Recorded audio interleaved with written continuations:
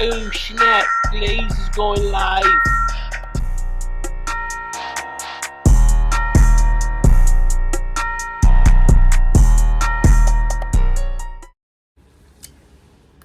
Good evening, good evening, good evening, good evening, good evening. Thank you for joining me.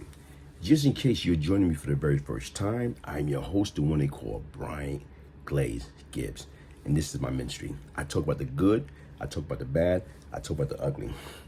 What I do is I seek to share some of my life experience and hoping that it will reach somebody that's out there at risk and stop them in a trap from making that multi-billion-dollar prison system their permanent address, folks.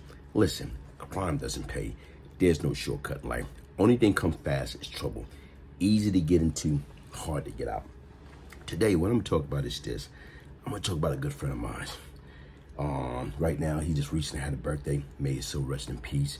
And like I said right now is, when he died, it hurt, what I'm saying, to the core. I say this guy right here, Curtis Gibbs, aka Domino. And right now is, mind you, we got the same last name, but that was like a close friend of mine. He was like family. I can remember being away in Fishkill doing time and got that news that, he was murdered. And you talk about, man, like somebody cried. Like it was like, it hurt.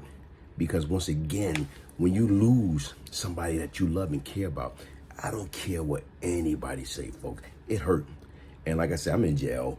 It's nothing I can do. I'm crying, reach out to the family, extend my condolences or whatever. And you know what? Like I say, but I'm going to speak about his life, man.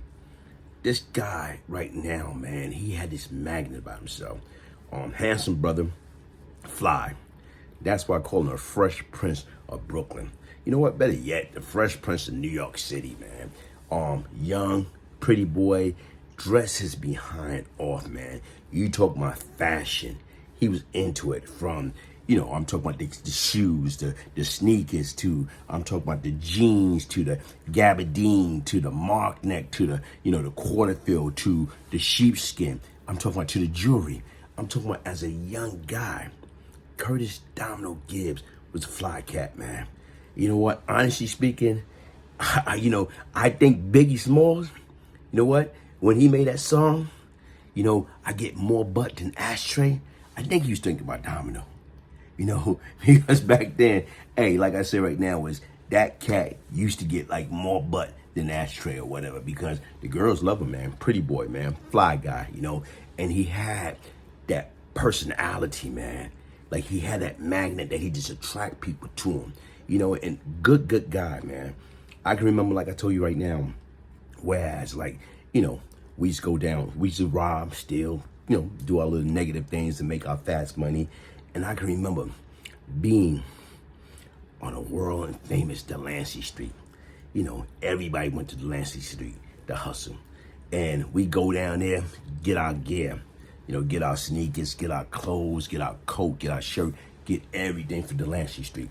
Anybody that grew up in the metropolitan area, Brooklyn, Queens, Bronx, Manhattan, Staten Island, back in my days, if they didn't shop on Delancey Street, guess what? They ain't really from New York, man. And I can remember this one particular night, we down on Delancey Street, buying things.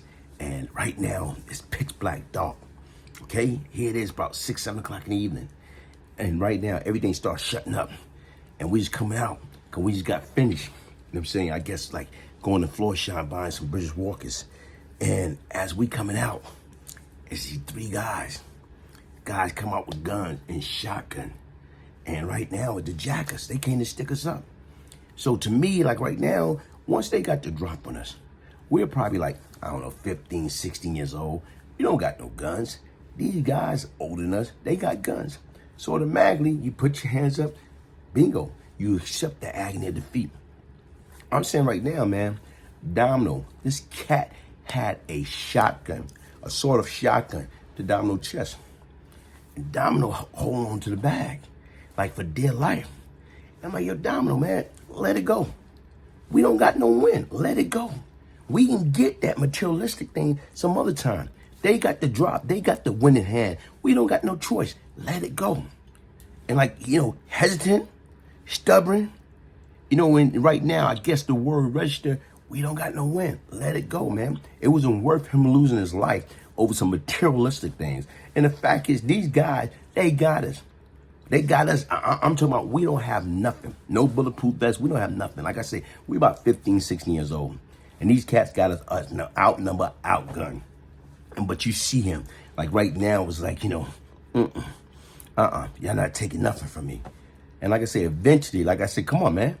They gonna murder us. Let it go. And he let it go or whatever. And you know what? You know, you sit back and you think about it, folks, and you think about something like that, man. Like, you know, like with him, it's like, you know, he just was like strong-minded, strong-willed, and he didn't want to accept the agony of defeat.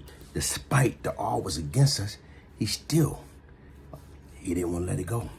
But he did. And I always sit back and think about it. Like I told you right now, we lost him in April of 1983. And I always sit back and think about it, man. Like the way our life, you know what I'm saying, turned out. And I always felt like right now, if he was still alive, would I have became, like he the one gave me the name Glaze. Would I have became, you know what I'm saying, Glaze, like, you know, that bad reputation? Or with him, would he have been strong enough? You know what I'm saying? He got into something else. Because whatever he wanted to do in life, like I say, you remember that Geico commercial? And they talk about, you got a lot of potential.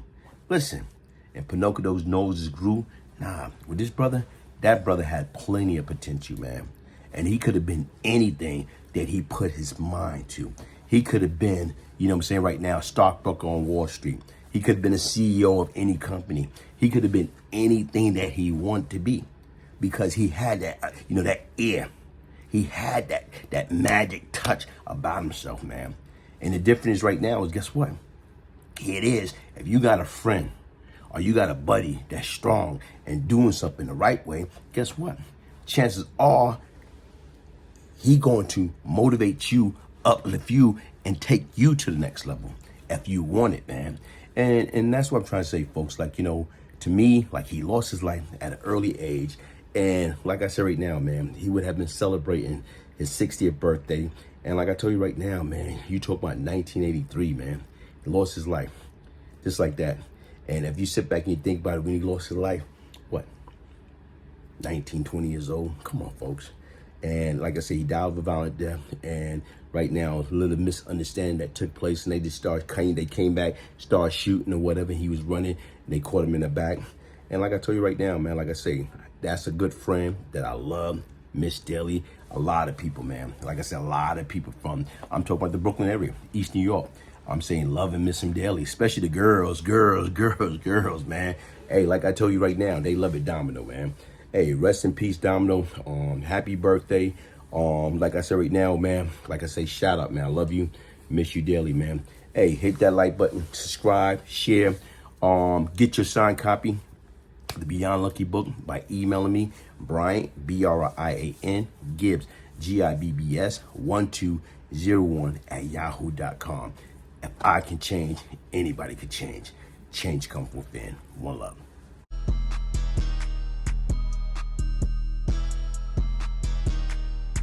Oh, thank you so much, Brian Gibbs. I love this book so much. I mean, I was a fan of your YouTube channel, but now I'm like a real up close and personal fan.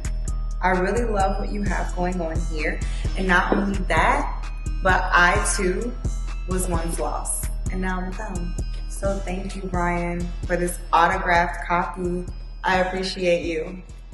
Whatever you want to. My name K2, you know what I'm saying, man? Young cat trying to get my life together, man. This right here, a lot of knowledge, man. Strong minded, I appreciate it.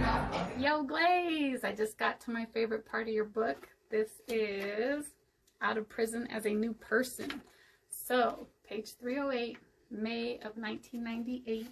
That's actually when I had the pleasure of meeting you. What up, y'all? This is me, North Star, aka the Codist, and I just want to share with you this new supplement I've been taking. It's Panoxol. It's good for your heart health, which means your heart is pumping. You got a good flow of blood all through your body, right? You got stamina. You got more increased energy. right? And when you're pumping in the gym, hitting the weights, you feel strong, right? You feel alive, you feel vibrant. And when you're pumping in the bedroom, you're tearing it out the frame. Okay? So check this out. Tap in with me for the new Panoxol supplement, the Good Heart Health.